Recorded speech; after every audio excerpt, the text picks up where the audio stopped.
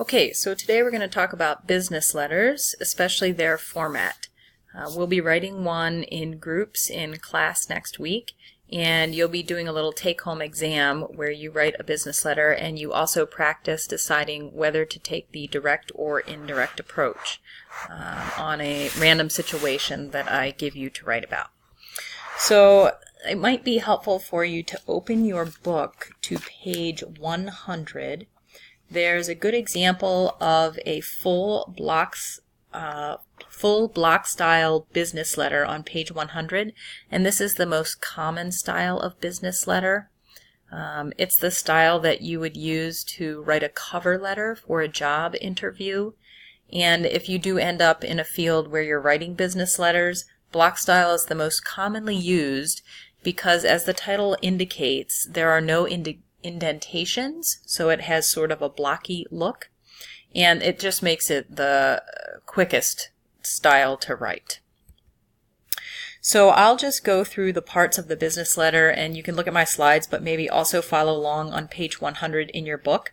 And this will be a good resource for you when you type your business letters in class, and then also when you do the take-home exam, you can look in your book at that format as well.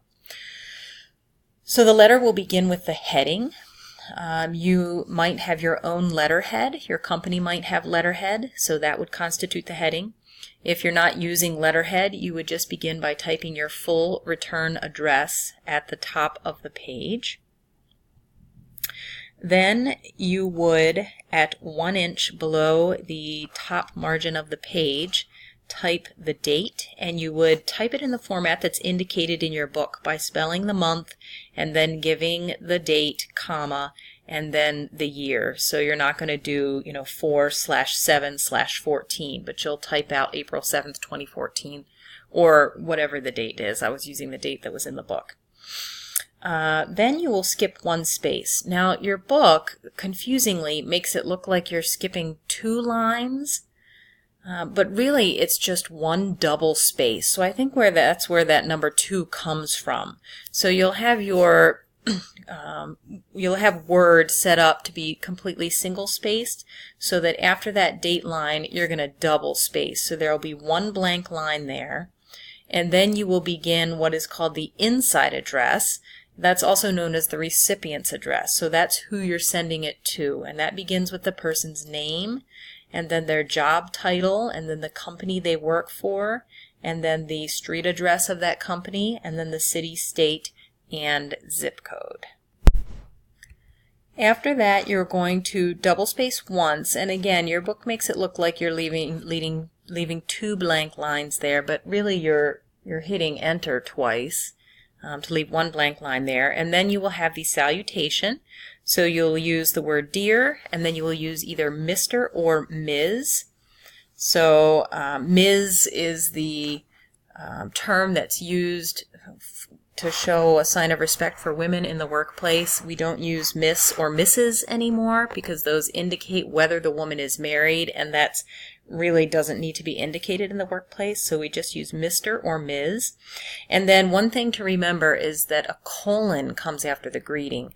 So you may be used to putting a comma after the greeting, as in an email or in a friendly letter, but a business letter is a formal document. They're normally printed out, they're legal documents, so you put a colon after the salutation. Then again, you would double space and begin the body of your letter. And the body of your letter should be single spaced within paragraphs, but double spaced between, just as indicated in your book. A good standard for business letters is that they're 3 paragraphs, but they don't need to be. They can be as short as a few sentences. Then you would double space after the body of the letter and give a complimentary close, something like sincerely or best wishes. After that, you would sign your name, so you leave 4 blank spaces so that you can actually sign your name, and then you type your name. So there are 4 blank spaces after the sincerely, and then your typed name, and that is so that you can sign in between there. You can double space again, and if you're sending this letter with something, for example, maybe you're mailing it with your resume and your transcript and maybe some kind of professional sample for a job interview, you could type the word enclosure and you could put in parentheses the number of items that are included in the envelope with the letter, or you could actually list the title of those items. And people do that because maybe you're mailing several things together in a large manila envelope. Maybe there's a check in there and you don't want people, or a small business card, and you don't want people to pull out the letter and then not realize there are other things in the envelope and throw it away. So that's what that enclosure line means, and you only use it if there are other things enclosed in the envelope. You can also, after the enclosure line, put CC, similar to an email, to indicate that this letter is being sent not only to the person whose address is at the top, that second address at the top, but that you're sending a copy elsewhere. So if you are sending another copy to someone else, in that business or department that you think they need to know about, you can add that to the bottom of the letter as well, just like in an email. So what do you write in a business letter? A good standard is, in the first paragraph, you have a friendly opening and immediately state why you are writing.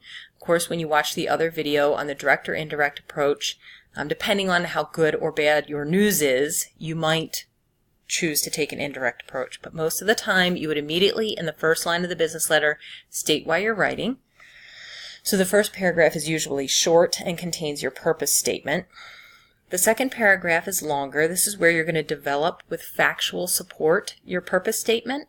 You're going to give them the details, the information they need to know. You have to put yourself in your audience's shoes. You don't want them to have questions and to need to email you or call you to get more information. You may need to have facts, statistics, research in this part of the letter. And then the third paragraph is again short, like the first one. You thank the readers. State what you want them to do, or what you will do for them, and when and how. So you're writing this letter for a reason. What action needs to be taken, if any? So be specific about that, so that again there aren't any questions when they're finished reading the letter. They know exactly what actions they need to take, or that they'll be waiting for you to take. Just keep in mind that business letters are important. They represent your company's image. They're a more formal type of business communication than an email, and they can be used as an official legal document. A few more tips on writing business letters. Usually they have 3 parts: an intro, a body, and a conclusion, but they're not always 3 paragraphs. They can be longer than 3 paragraphs. They also can be shorter than 3 paragraphs. You should almost always be direct. Put the reason you're writing in the first sentence, unless it's bad news. Then you potentially might take the indirect approach. If your letter is very short, you should try to balance the white space that would end up at the bottom of the page. It will look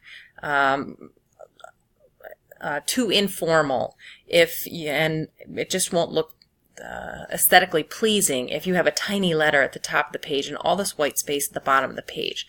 So the rule for that is that you can increase the margins up to 1.25. So usually we use a standard 1-inch margin.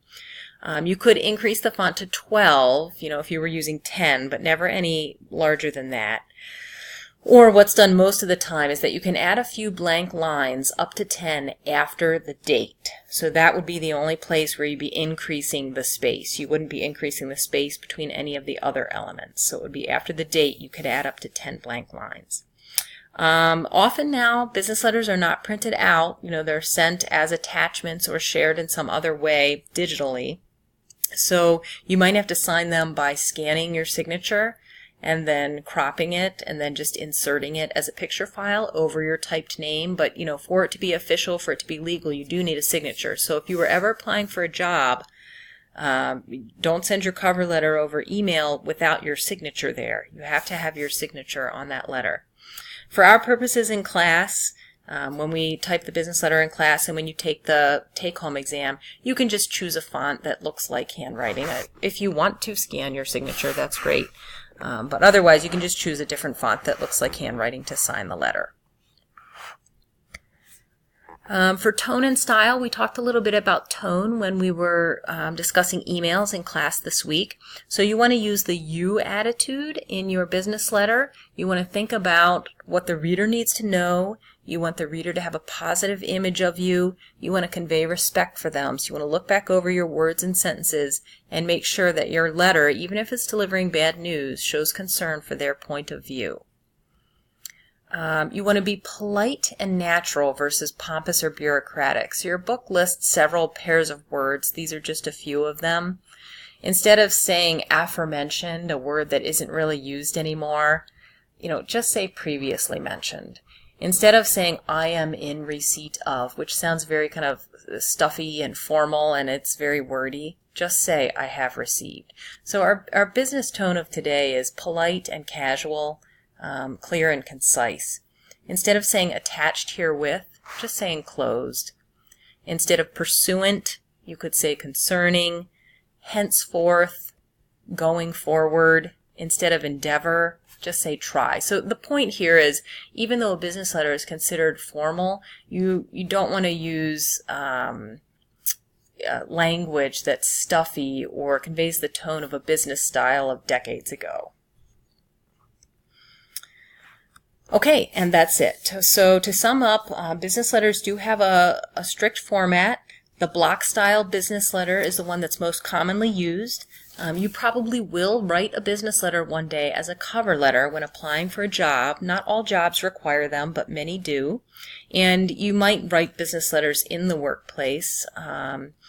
Often you're writing them to people who are outside your organization, so patients, clients, customers, other businesses, people in the community.